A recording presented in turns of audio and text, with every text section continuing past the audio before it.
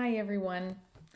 Welcome to another episode of my mini podcast here. Dr. Laura Mock here, and I am here today to talk to you about hacking your hormones for easier weight control. So, this video is not for everyone. If you are happy with your weight, I'm happy for you, and you can find another good video to watch. And if you feel like you would like to work on your weight or your eating or your health, then tune in because I've got a lot of really important information here.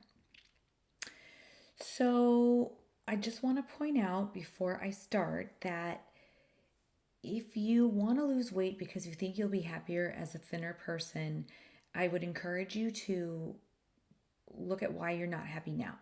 And the reason that I encourage you to do that is because you can be just as unhappy as a thin person as you can a rounder person. Ask me how I know. I've been there both directions. So also, I want to give credit to my life coach, Brooke Castillo, who taught me a lot of these principles, and it has really made a really big difference for me. If you want to learn more from Brooke Castillo, she does have a free podcast, and that's where I would start. And her free podcast is called The Life School Coach. The Life Coach School. That's what it's called. And I would definitely go there if you like some of these principles and you want to hear more. So all my life, I have either been overweight or frantically counting something, whether it was points or calories or steps, or both. There's been a lot of times when I've been both overweight and frantically counting calories or steps. And I now understand several of the reasons why this was the situation. And I really feel like in our society right now, we have a magical combination of 3 or 4 factors that have made it so that a lot of us are unhealthy and overweight, or both. So what I'd like to do is go over the traditional model of weight loss that I was taught, and then I'm going to go over the good things about it and some of the things for why it doesn't work. So this would be the traditional calories in, calories out model. And basically when you're following this program, you're estimating how many calories you're burning, and you're trying to burn as many calories as you can by increasing your activity throughout the day, especially with cardio, but also heavy weights. You can do that too. And then you're also estimating how much you're eating every day, and you're trying to keep that to a minimum, not complete minimum, but for me, I was eating like 1,200 calories a day, which if you've ever counted your calories is almost nothing.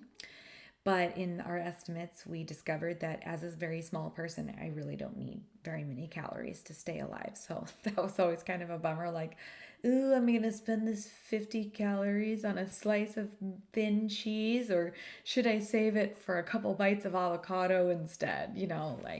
It's kind of a tough way to live. Not only because 1,200 calories isn't very many calories, but because this model doesn't take into account your feelings, like not only your physical feelings, as in the physical sensation of your body going, hey, you need to feed us more, but also the feelings in your brain of kind of like, your brain really loves it when you eat something with a lot of sugar in it, and you get a dopamine squirt when that happens.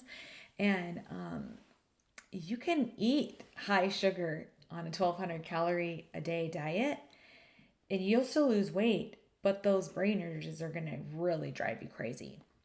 So basically what happens with the calories in, calories out model is that as long as your motivation to continue to eat like that in a calorie restricted way, as long as your motivation is higher than your urges to eat, then you're fine. But over time, what I found is especially if you're not reducing the sugar and understanding how your hormones work, your urges are actually going to get louder and louder as your body starts to feel like it's starving. Because remember, your brain is not set up to help you stay thin. your brain is programmed to keep you alive so you can make more babies. That is what it does from an evolutionary standpoint. So it wants you healthy for procreation, and that means eating calories. So your brain is, which side was the urges? Over here. Your brain is going to start doing bigger and bigger urges. And then as you start to lose that motivation, maybe you're in a relationship now, or maybe that event that you were losing weight for is over now. You took your vacation to Mexico, or your wedding is over, and so you're not feeling as motivated. You're still motivated, but you're not as motivated. Then those urges start to be more, you listen to them more. So, more compelling. That's the word I wanted. And so, what happens is eventually you gain the weight back from your calories in, calories out model. So what I'd like to do now is explain some of the hormones that are in play. When I say hormones, I'm not talking about like sex hormones or estrogen and testosterone, stuff like that. I'm talking about food related hormones, okay? So the first one that I want to tell you about is called ghrelin, which is ghrelin, ghrelin. And this is the hunger hormone, so also known in my world as the hangry hormone. So this, when I get hangry, then this is what's telling me that I need to eat, is the ghrelin, okay? There's also leptin. Leptin is a hormone that tells us we're good. We don't need to eat more. We're satisfied. Or if we already ate and then someone's like, would you like some dessert with that? You can be like, no, I think I'm fine. I don't think I want anything else. That is leptin, can be your best friend. So leptin is made actually by your fat cells, which is kind of magical. But there's a secret about leptin that I'm going to tell you after I tell you the next hormone, which is insulin. Okay, so this is the main guy that we're going to talk about today. Insulin is important because if you don't have it, then you starve to death. Literally, even if you eat a whole lot, you will not be able to stay alive without insulin, and that condition is called diabetes. So if you know anyone with primary or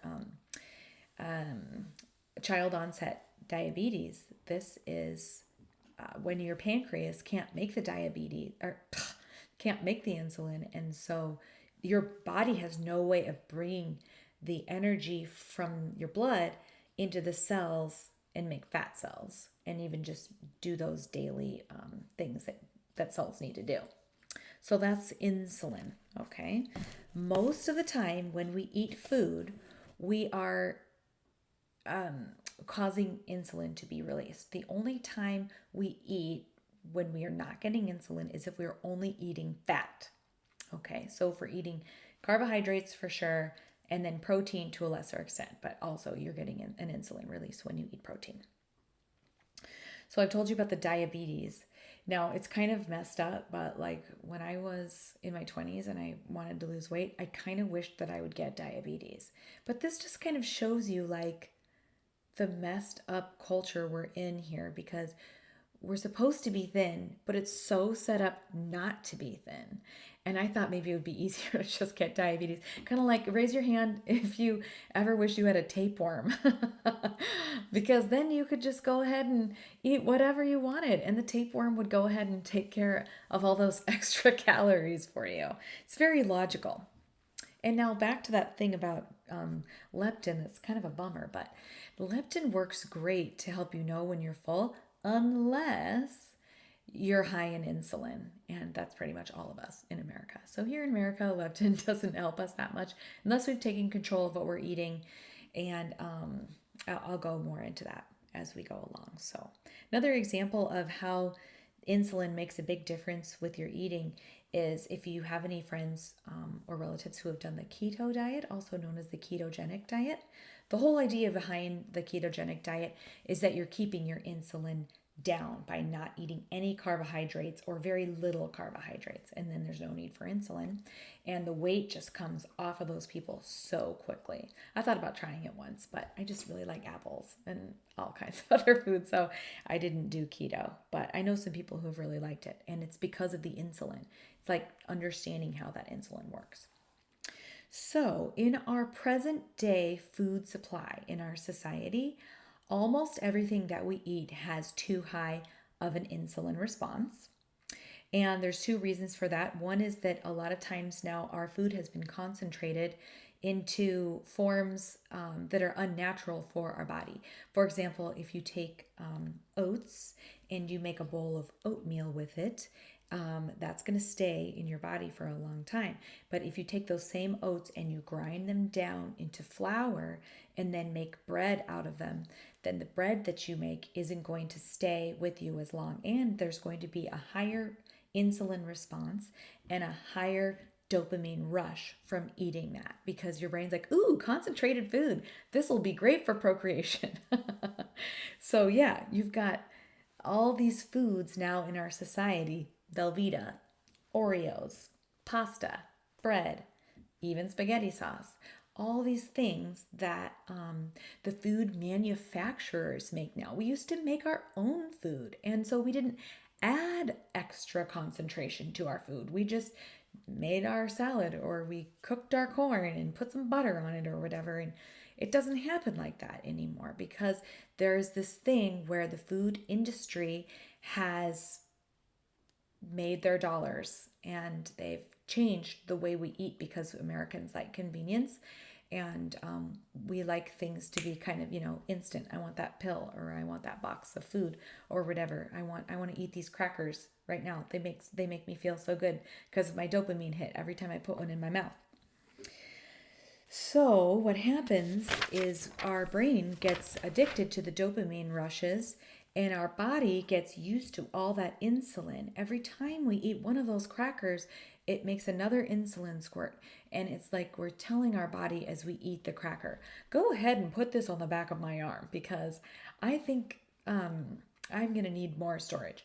Whereas if we had been snacking on some nuts, equally crunchy, equally delicious, but it doesn't send that same message because nuts are almost all fat and a little bit of protein, and they're naturally occurring. They're not unnaturally concentrated. So before, when food was natural, we would just eat them in their forms that were much more natural and much more lower concentration of calories and carbs.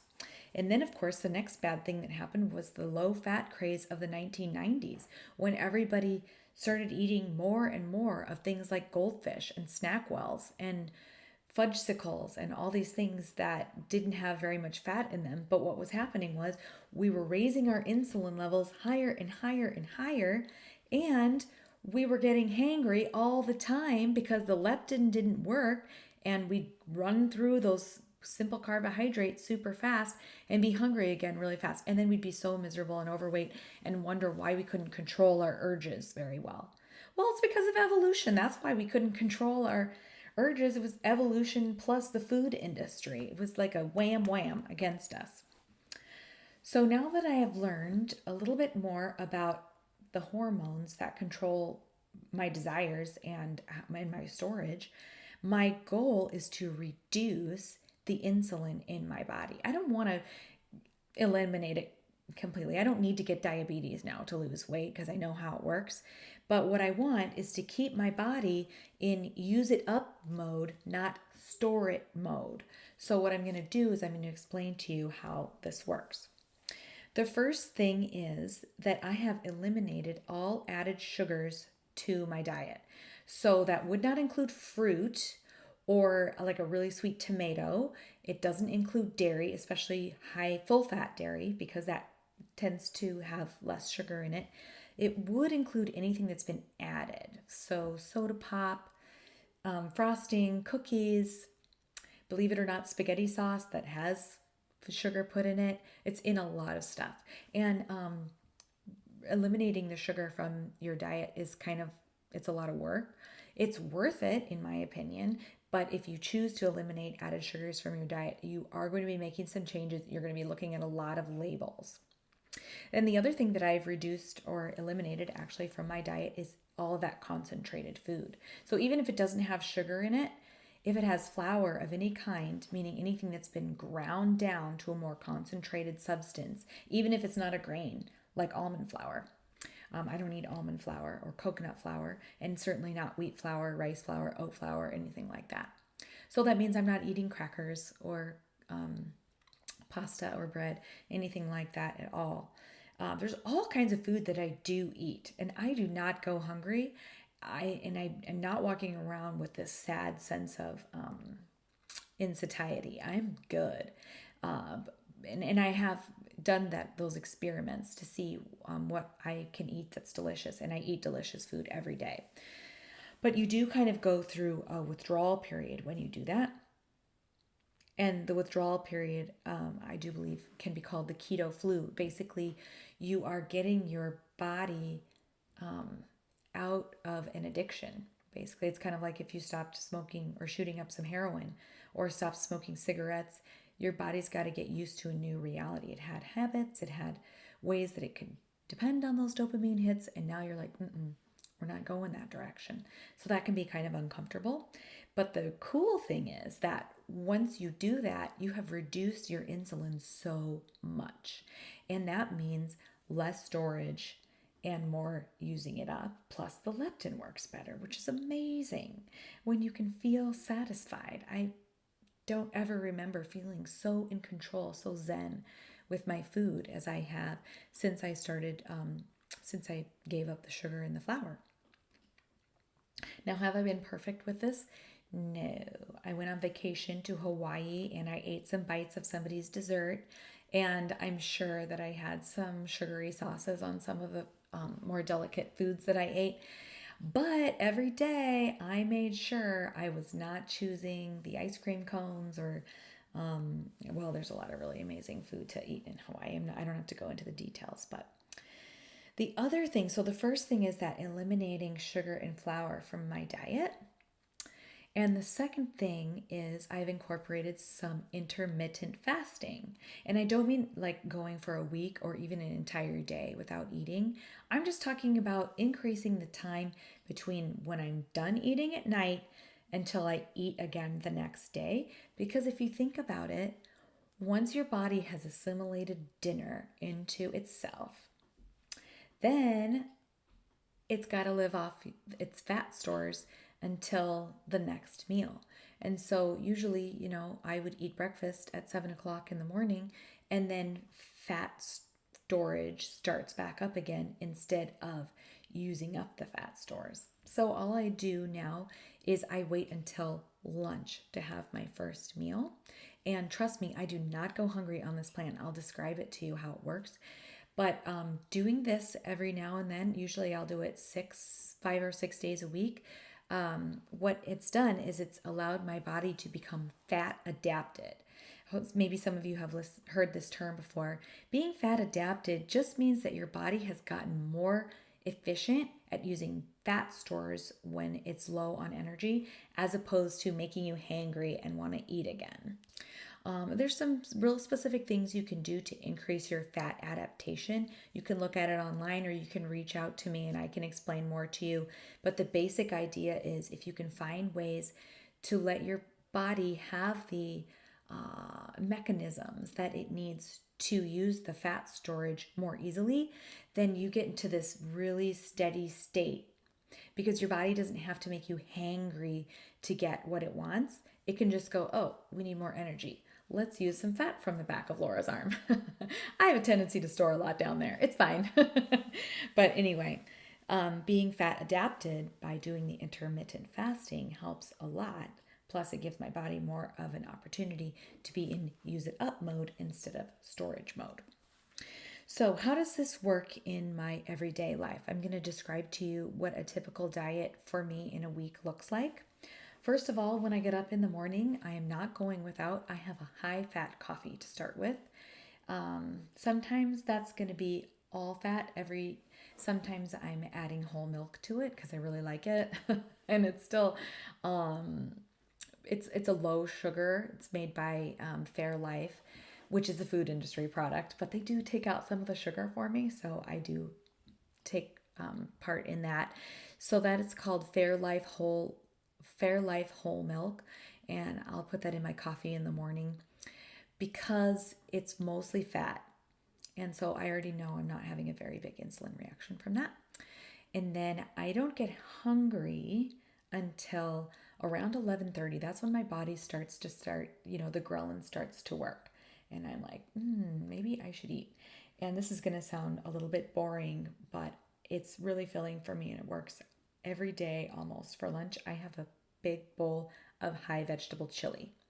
So this is a chili that I make myself on Sundays, and I use venison, so I know that it's organic meat because my husband hunted it, and we we add about a pound and a half to a double batch of chili, and then it's a bunch of legumes, beans, tomatoes, onions, peppers, salsa, and so it's mostly plant product, but it's got the meat in there too. And then usually, if I want anyway, I'll put a bunch of cheese on it, especially if I'm going to have a long day, because the cheese will help me to stay full until it's time to eat dinner.